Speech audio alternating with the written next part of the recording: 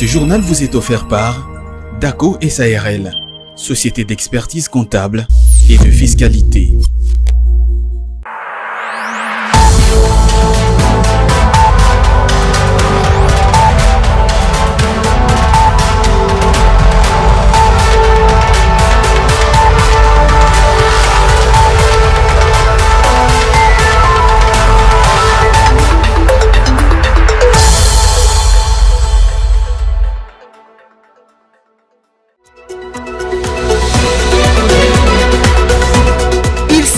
Sans relâche, notamment pour la création de la classe moyenne véritablement congolaise. C'est ce qui justifie le déplacement du patron de l'ARSP, Miguel Katemba, à Lualaba. Il est allé conscientiser le responsable des Tekenfungurume Mining. Il veut à tout prix que le Congolais soit associé à la chaîne de valeur de matières premières. Précision dans ce journal. Durant 3 jours, le parti prenante dans la concession Kasumbalesa Mokambo Sakanya ont passé en revue les dépenses liées à la construction des infrastructures de ces projets en rapport avec les recettes déjà réalisées. On en parle également dans le développement de votre journal. Toujours dans ce journal, on vous présente également la courbe comparée d'évolution des minerais expédiés tiré du rapport semestriel de la cellule technique de coordination et de planification minière. Mesdames et messieurs, voilà tout pour la vitrine de l'actualité de ce soir, les développements et de bien d'autres sous peu.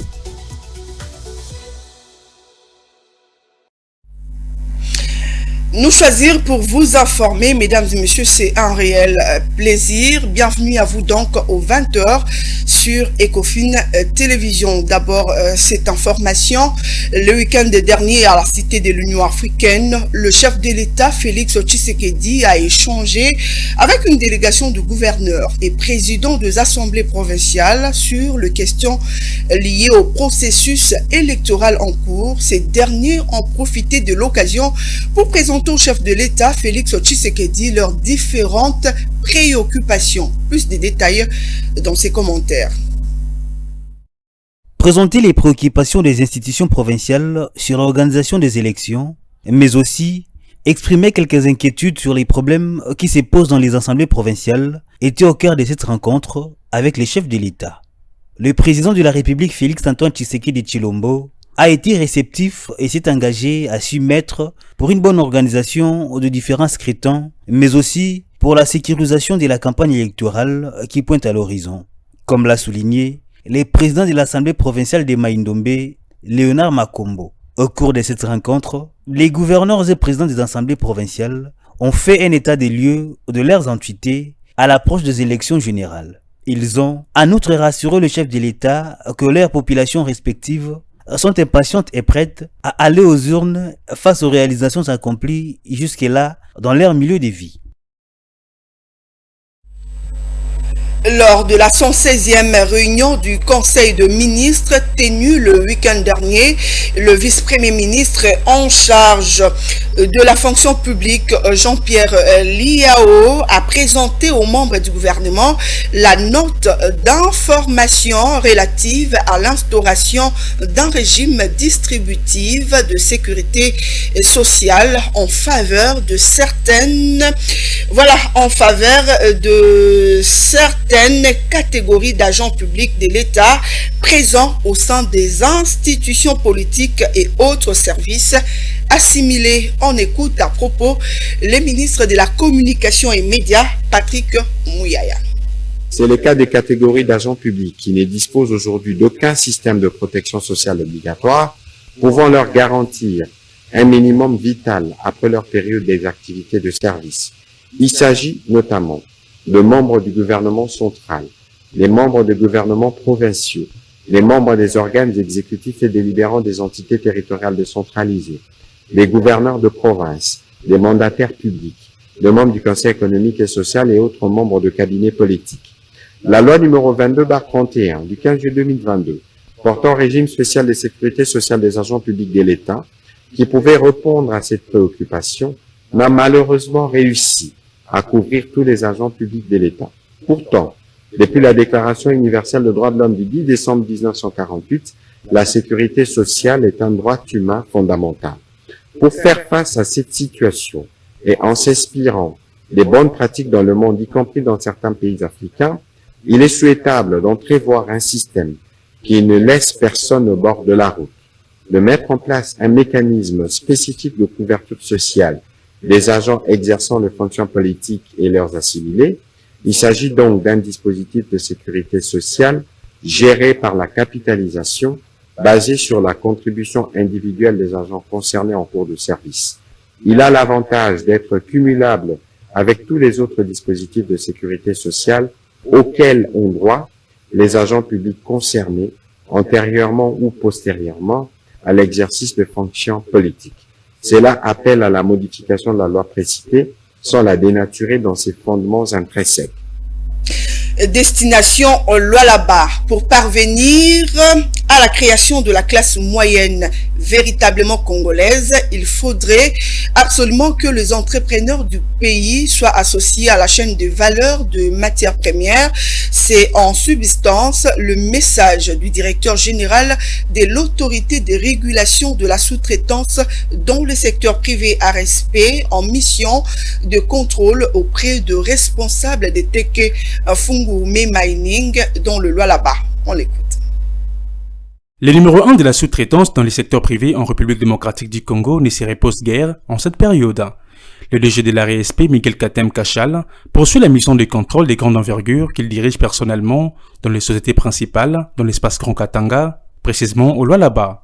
Accompagné d'une forte délégation des entrepreneurs sur le terrain, le DG Miguel Kachal a été dans les installations de l'entreprise Teke Fungurume Mining.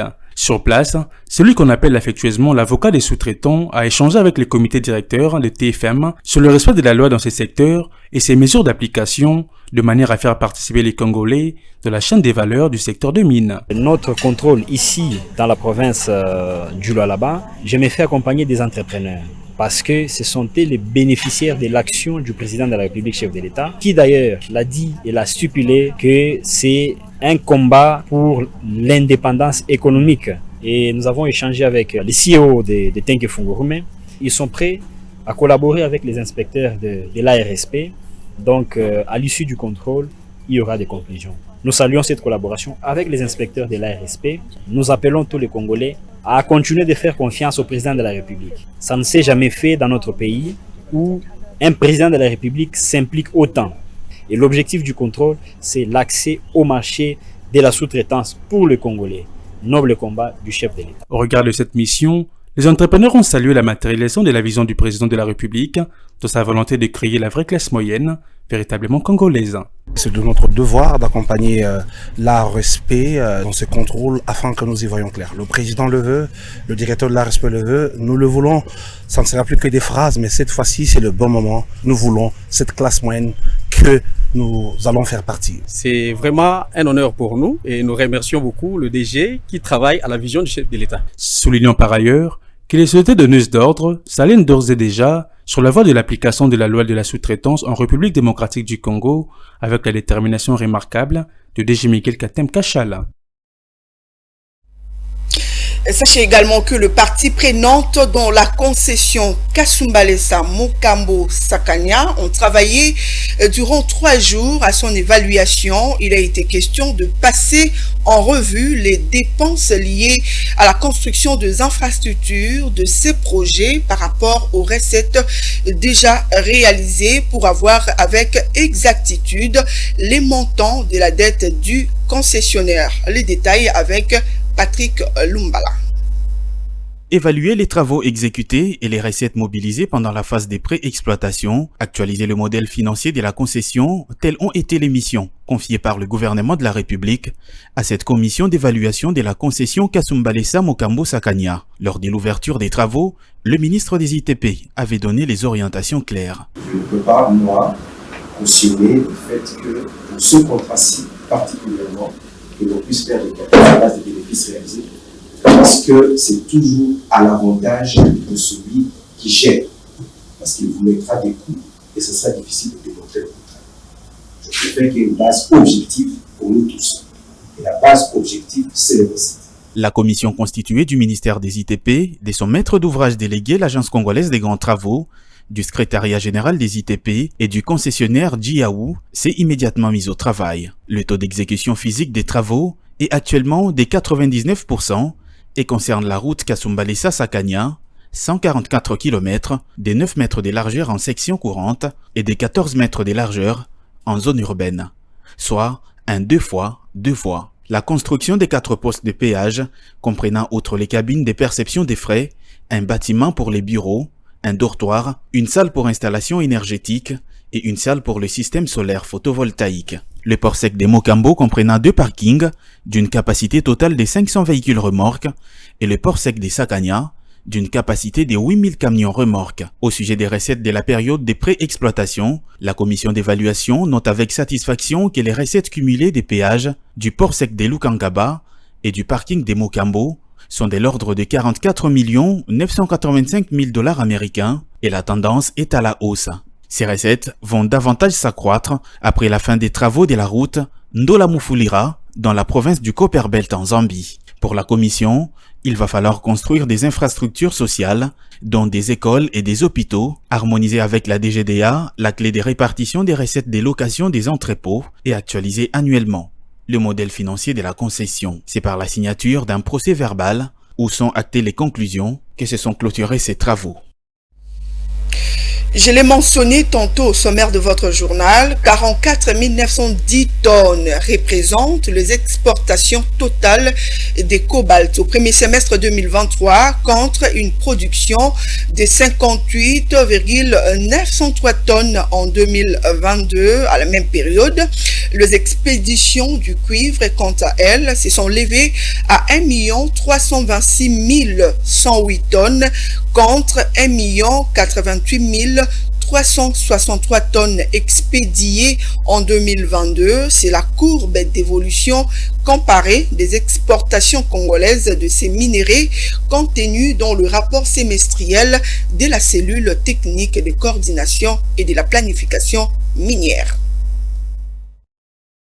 D'après ce rapport mensuel, publié par la cellule technique des coordinations et planification minières, les exportations du cobalt au premier semestre de l'année en cours, comparées à l'année précédente, ont moyennement baissé. En perspective, l'évolution de ces exportations du cobalt, matière stratégique de la transition énergétique, ne s'est affichée au pic qu'en mars où le total mensuel des exportations s'est élevé à 9 505,48 tonnes, suivi du mois de juin où la somme d'exportation s'est affichée à 9 089 tonnes. Les expéditions du cuivre, par ailleurs, ont enregistré une légère hausse au premier semestre 2023 comparé à l'année précédente. Le pic mensuel des exportations de ces minéraux très prisés et pour lequel la République démocratique du Congo occupe la 3e place mondiale se situe au mois de mai avec 291 790,98 tonnes. Il s'ensuit le mois de juin avec 263 530,81 tonnes. Signalant qu'en 2022, le total des exportations du cuivre s'est chiffré à 2,3 millions de tonnes. Quant au cobalt, les exportations totales en 2022 se sont élevées à 115 371 tonnes. On va parler du pétrole à présent. Ces dernières années, le prix du carburant à la pompe se sont montrés très instables et c'est là en raison de plusieurs causes, notamment la réduction de l'offre mondiale ou les conflits armés. Et face à de telles instabilités permanentes, quel est l'impact réel des ajustements réguliers de prix de produits pétroliers sur la situation macroéconomique de la République démocratique du Congo? Élément de réponse avec Fulgence Milaï. Les produits pétroliers pèsent efficacement dans les économies des États, constituant une consommation intermédiaire essentielle dans la production et la distribution des biens et services par les entreprises et une consommation finale pour les ménages, notamment en matière de transport de marchandises et de personnes. La hausse des prix de ces produits impacte négativement sur les principales variables macroéconomiques telles que la production intérieure brute, l'inflation et le taux d'échange. En République démocratique du Congo, la consommation des produits pétroliers a connu une augmentation exponentielle au cours de 2 dernières décennies. De manière globale, les volumes de l'essence auto, du carburant d'aviation, du pétrole, du gasoil, des fuel oil et du gaz mis en consommation est passé de 377 037 mètres cubes en 2001 à 1 446 775 mètres cubes en 2019, soit une augmentation de 283,7%. Ces volumes est constitué à 88,2% du gasoil et de l'essence en 2019, contre 68,6% en 2001, ceci selon les rapports de la Banque centrale du Congo. En parallèle, les prix des produits pétroliers sont régulièrement réajustés à la hausse par les autorités. Ceci s'explique principalement par l'évolution du prix moyen frontière commercial, du volume des produits mis en consommation et du taux d'échange. Il est ainsi conseillé d'agir en amont sur les facteurs à l'origine de l'ajustement des prix des produits pétroliers. Il importe par conséquent d'assainir les prix moyens frontières afin de les baisser. Des mesures efficaces doivent donc être mises en œuvre pour accroître les volumes des produits pétroliers mis en consommation et stabiliser les taux d'échange du franc congolais. Changeons de chapitre cette fois-ci. En l'espace d'une semaine, un deuxième cas de naufrage d'une baleinière a eu lieu dans la nuit de samedi à dimanche au territoire des Bolomba, à 189 km de la ville de Mbandaka. Nous sommes là dans la province de l'Équateur, au nord-ouest de la République démocratique du Congo. De dizaines de personnes sont décédées et plusieurs autres disparus. Pourtant, des mesures sont mises en place pour lutter contre ces drames. Commentaire. Les naufrages des embarcations en RDC font office de monnaie courante depuis plusieurs décennies, que ce soit sur les fleuves Congo, ou les lacs, ou autres grandes rivières du pays. Comme tout récemment, une embarcation a coulé à 1h du matin dans la rivière Lolonga, dans sa partie située au village Boyeka, dans les territoires des Bolomba. Drame laissant au passage plusieurs pertes en vies humaines, au moins 25 corps ont été repêchés dans la mi-journée de dimanche, parmi lesquels est celui de l'armateur de cette baleinière. Ceci, après une semaine où une autre embarcation a fait naufrage sur les fleuves Congo, toujours dans la même province de l'Équateur, faisant près de 40 morts et plusieurs disparus. Alors qu'il y a peu, le ministre des Transports Marc Kila avait convoqué une réunion d'urgence pour analyser les risques des naufrages et réfléchir sur les mesures idoines qui pourront permettre d'éviter les cas de naufrage durant la nuit. Détaillant les possibles causes de ce naufrage répétitif dans la navigation nocturne, le non-respect des tonnages, les manques d'identification des armateurs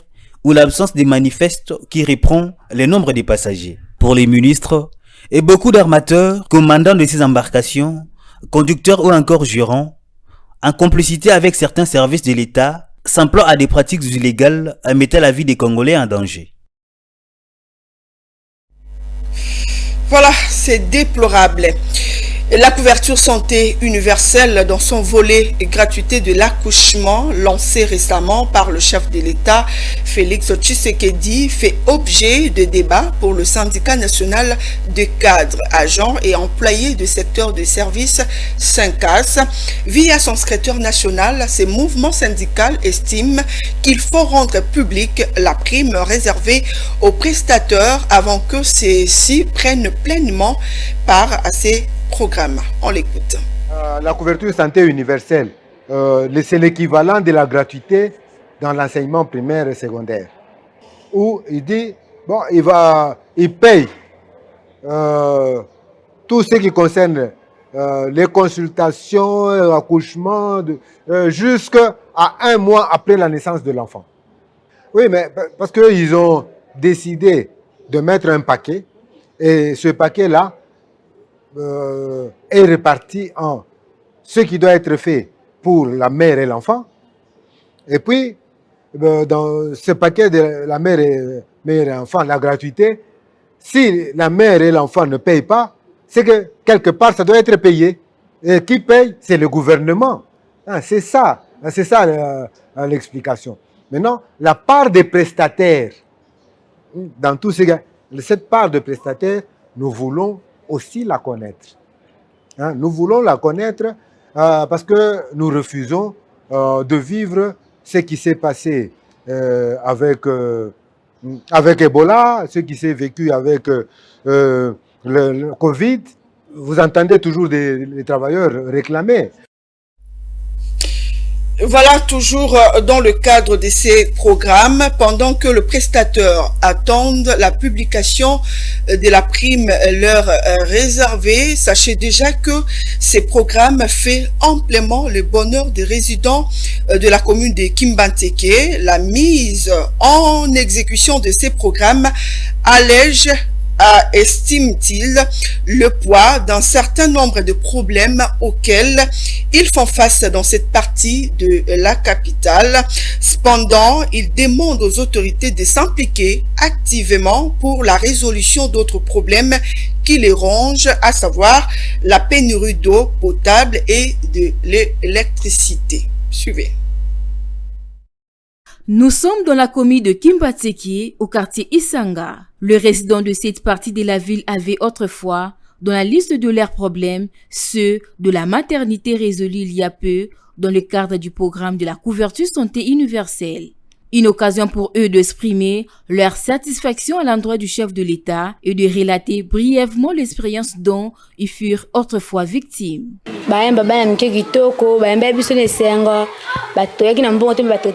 Nous avions été bien accueillis à l'hôpital. Pourtant, nous n'avions pas de moyens financiers. J'ai accouché dans toute quiétude et le médecin était aux petits soins à mon enfant qui était malade. En tout cas, le traitement était meilleur. Je ne pensais pas revoir d'aussitôt mon enfant en bonne forme.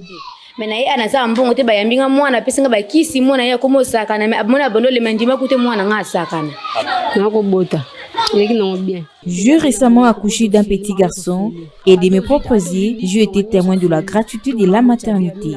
Je pensais personnellement que c'était des ondits qui n'avaient rien de concret.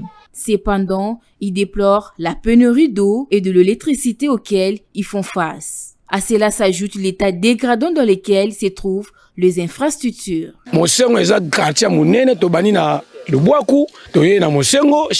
C'est l'un des plus grands quartiers de cette commune. Cependant, il est confronté aux problèmes d'infrastructures routières. Il n'y a pas de route. Même quand nous plaidons régulièrement pour que l'électricité et l'eau nous parviennent, parfois on se demande par où ces engins passeront pour pouvoir nous alimenter. Nous ne demandons que l'implication de nos autorités, qu'elles nous construisent la route et qu'elles relancent de sitôt ces projets qui a été interrompu pour des raisons inconnues. Ces résidents ne jurent que sur l'implication des autorités compétentes dans l'amélioration de leur quotidien. Voilà, on va prendre à présent ces communiqués de presse de l'Inspection générale des finances qui informe l'opinion nationale qu'elle n'a pas eu à valider un paiement par le Fonds de promotion de l'industrie FPI de 27 millions de dollars américains en faveur de la société Samcret pour la construction de la route nationale numéro 1, tronçon Kananga-Mbujimayi. En effet, depuis le mois d'avril 2022, cette société avait déjà bénéficié d'un paiement de 27 257 727 dollars américains pour le dit travaux. À ce jour, l'évaluation de travaux sur terrain effectuée par cette société n'indique qu'une réalisation à hauteur de 3 109 000,30 dollars américains, soit un taux d'exécution physique de 11,41%. Ainsi, la société Samcret doit encore justifier les montants de 24 148 018,70 à sa disposition.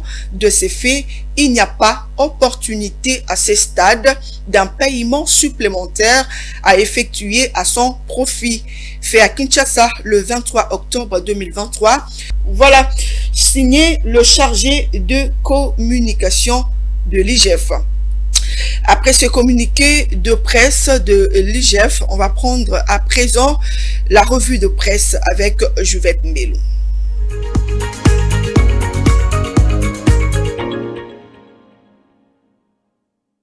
Mesdames et messieurs, bienvenue à tous dans cette revue de presse économique.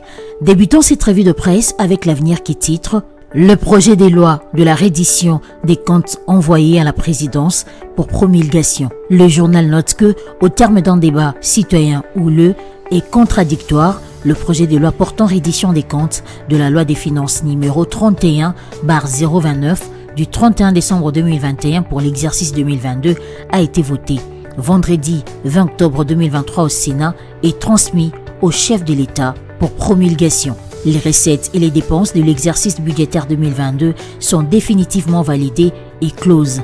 Pour cet exercice clos, l'on retiendra que les budgets du pouvoir central avaient été votés en équilibre tant en dépenses qu'en recettes à hauteur de plus de 23 milliards de francs congolais. Il a été exécuté à hauteur de plus de 26 milliards de francs congolais en recettes, soit un taux de réalisation de 117,56% et de plus de 28 milliards de francs congolais en dépenses, soit un taux d'exécution de 138,71%. Poursuivons cette revue de presse toujours avec l'avenir qui titre à sa 6e page « Edi Fumumpoko sollicite l'accompagnement de la police ». Le confrère indique que le DG de la Direction générale des recettes de Kinshasa a échangé avec le commissaire provincial de la police nationale congolaise ville de Kinshasa, le général Blaise Mboula Kilimbalimba. Au menu de leur échange, le recouvrement forcé de la vignette.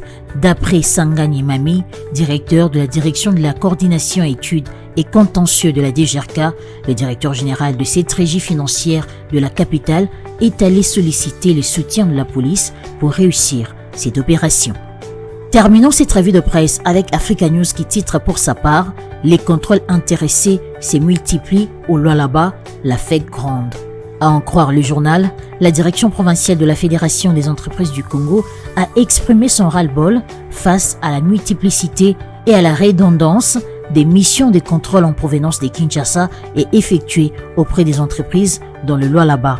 Entre le mois d'août dernier et octobre courant, la FEC Lualaba a répertorié une quinzaine de missions de contrôle présentant des similitudes frappantes en termes d'objets et qui se concentrent sur une même période au point de susciter dans les chefs des entreprises des inquiétudes du point de vue du climat des affaires qui par conséquent se détériore. Selon le journal, ces inquiétudes ont été portées à la connaissance du Premier ministre Sama Lukonde dans une correspondance datant du 18 octobre 2023 signée par Germain Pungwe, président provincial de la FEC Lualaba et interceptée dimanche par Africa News. Cette situation qui ternit le climat des affaires et qui favorise la création des contentieux dommageables, destructeurs sinon fallacieux contre les entreprises, a fait savoir le journal. Au Premier ministre, Germain Pungwe a fait savoir non sans regret que ces missions aux prétentions préjudiciables aboutissent toujours au redressement fantaisiste, frisant la tracasserie nuisible à l'exercice normal des affaires. Fin de cette revue de presse, merci à vous de l'avoir suivi.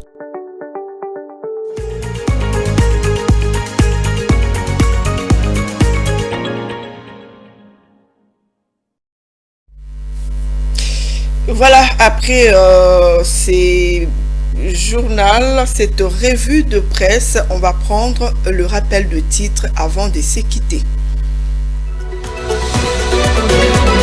Il se bat sans relâche, notamment pour la création de la classe moyenne véritablement congolaise. C'est ce qui justifie le déplacement du patron de l'ARSP, Miguel Katemba, à Lualaba. Il est allé conscientiser le responsable de Tekenfungurume Mining.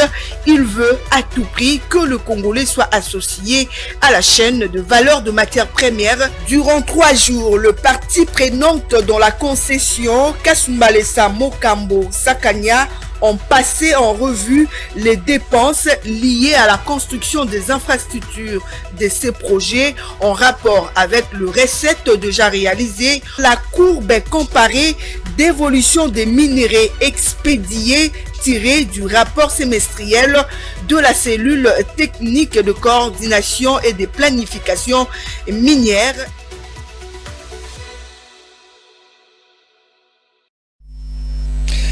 C'est ce rappel de titre qui boucle complètement cette édition d'information sur Ecofin Télévision. Mesdames et messieurs, merci de l'avoir suivi.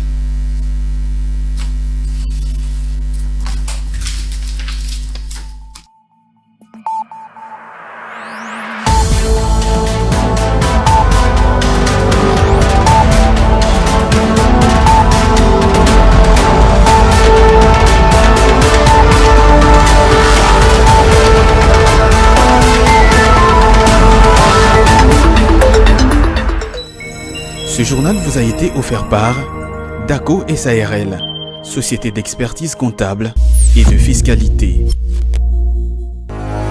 Dans une sphère médiatique, essentiellement tournée vers des contenus généralistes, où l'originalité n'a plus sa place au chapitre, où le secteur de l'économie et finance, pourtant poumon d'un État, sombre dans les oubliettes, voici enfin Ecofin Télévision. Économie et finance télévision, votre chaîne thématique essentiellement économique, vous offre un contenu original. Nous traitons des questions monétaires, commerciales, énergétiques, minières, pétrolières et environnementales. Notre créneau, vous proposer des informations, des analyses, des perspectives et prévisions économiques. Ecofin Télévision vous permet également de comprendre la coopération entre les États et les institutions, sans oublier l'épineuse question de la dette. Ecofin Télévision, tout savoir sur les investissements, les échanges commerciaux, la balance commerciale et la balance des paiements, le taux d'échange, l'état des lieux de la lutte contre les détournements des finances publiques, la coopération bilatérale ou multilatérale. Ecofin Télévision vous explique comment l'économie nationale est directement liée à l'économie mondiale. Notre particularité fait notre originalité. C'est pourquoi nous disons Ecofin Télévision, mieux que savoir sur l'économie et finances, comprendre.